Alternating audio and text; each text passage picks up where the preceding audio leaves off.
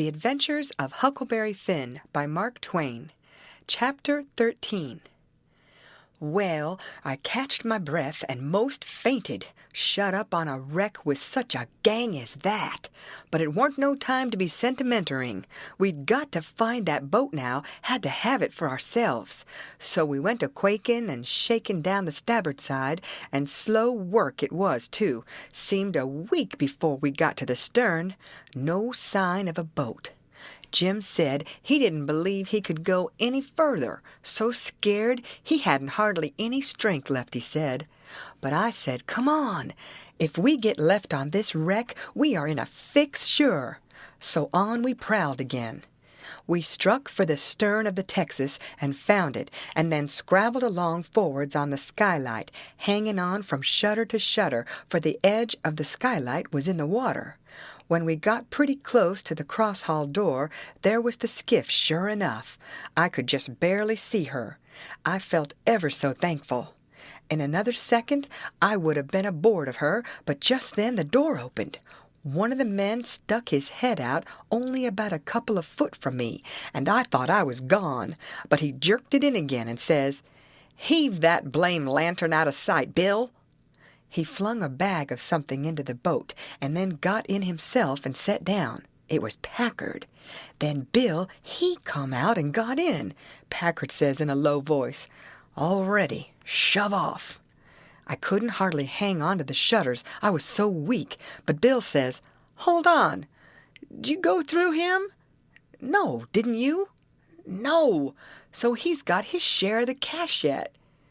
"Well, then, come along. No use to take truck and leave money. Say, won't he suspicion what we're up to?" "Maybe he won't, but we got to have it anyway. Come along." So they got out and went in. The door slammed to because it was on the careened side, and in a half-second I was in the boat, and Jim come tumbling after me. I out with my knife and cut the rope, and away we went. We didn't touch an oar, and we didn't speak nor whisper, nor hardly even breathe. We went gliding swift along, dead silent, past the tip of the paddle box and past the stern. Then, in a second or two more, we was 100 yards below the wreck, and the darkness soaked her up, every last sign of her, and we was safe and knowed it.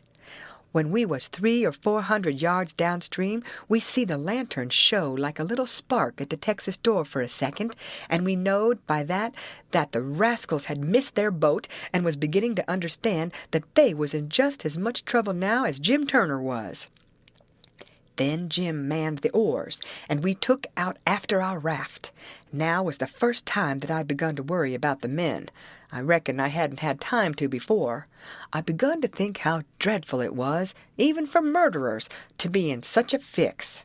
I says to myself, there ain't no tellin', but I might come to be a murderer myself yet, and then how would I like it? So I says to Jim, the first light we see we'll land 100 yards below it or above it, in a place where it's a good hiding place for you and the skiff, and then I'll go and fix up some kind of a yarn and get somebody to go for that gang and get them out of their scrape so they can be hung when their time comes.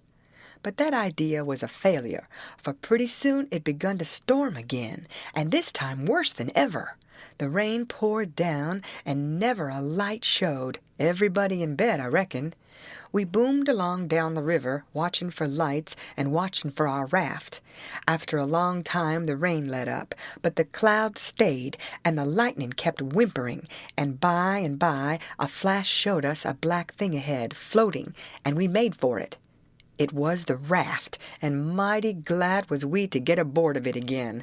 We seen a light now away down to the right on shore, so I said I would go for it. The skiff was half full of plunder which that gang had stole there on the wreck.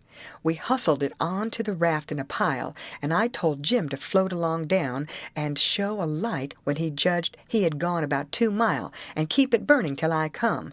Then I manned my oars and shoved for the light. As I got down towards it, 3 or 4 more showed, up on a hillside. It was a village. I closed in above the shore light and laid on my oars and floated. As I went by, I see it was a lantern hanging on the jackstaff of a double-hull ferry boat. I skimmed around for the watchman, a-wonderin' whereabouts he slept, and by I found him roosting on the bitts forward, with his head down between his knees. I gave his shoulder 2 or 3 little shoves and begun to cry. He stirred up in a kind of a startlish way, but when he see it was only me, he took a good gap and stretch, and then he says, "Hello, what's up? Don't cry, bub. What's the trouble?" I says, "Pap and Mam and Sis and—" Then I broke down. He says, "Oh, dang it now, don't take on so. We all has to have our troubles, and this'll come out all right. What's the matter with 'em? They're... Are you the watchman of the boat?" "Yes," he says, kind of pretty well satisfied like. "I'm the captain and the owner and the mate and the pilot and watchman and head deckhand. And sometimes I'm the freight and passengers. I ain't as rich as old Jim Hornback, and I can't be so blame generous and good to Tom, Dick, and Harry as what he is, and slam around money the way he does, but I've told him a many a time I wouldn't trade places with him, for, says I, a sailor's life's the life for me, and I'm derned if I'd live 2 mile out of town, where there ain't nothing ever going on, not for all his spondulics, and as much more on top of it," says I. I broke in and says, "They're in an awful peck of trouble, and—" "Who is?" "Why, Pap and Mam and Sis and Miss Hooker, and if you'd take your ferry boat and go up there—" "Up where? Where are they?" "On the wreck." "What wreck?" "Why, there ain't but one." "What? You don't mean the Walter Scott?" "Yes." "Good land! What are they doing there, for gracious sakes?" "Well, they didn't go there a purpose." "I bet they didn't. Why, great goodness, there ain't no chance for 'em if they don't get off mighty quick. Why, how in the nation did they ever get into such a scrape?" "Easy enough. Miss Hooker was a-visiting up there to the town." "Yes, Booth's Landing. Go on." "She was a-visiting there at Booth's Landing, and just in the edge of the evening she started over with her nigger woman in the horse ferry to stay all night at her friend's house, Miss Whatchamacaller, I disremember her name, and they lost their steering oar and swung around and went a-floating down stern first about 2 mile and saddle-bagsed on the wreck.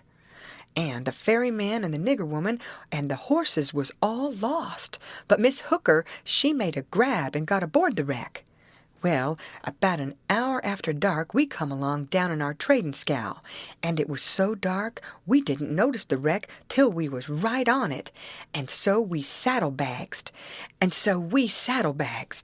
But all of us was saved but Bill Whipple, and oh, he was the best creature.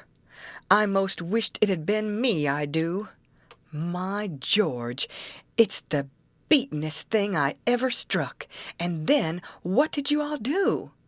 "Well, we hollered and took on, but it's so wide there we couldn't make nobody hear. So Pap said somebody got to get ashore and get help somehow. I was the only one that could swim, so I made a dash for it. And Miss Hooker, she said if I didn't strike help sooner, come here and hunt up her uncle and he'd fix the thing. I made the land about a mile below, and been fooling along ever since, trying to get people to do something. But they said, 'What, in such a night and such a current? There ain't no sense in it. Go for the steam ferry.' Now, if you'll go and—" "By Jackson, I'd like to, and blame it, I don't know but I will. But who in the dignation's a-going to pay for it? Do you reckon your Pap?"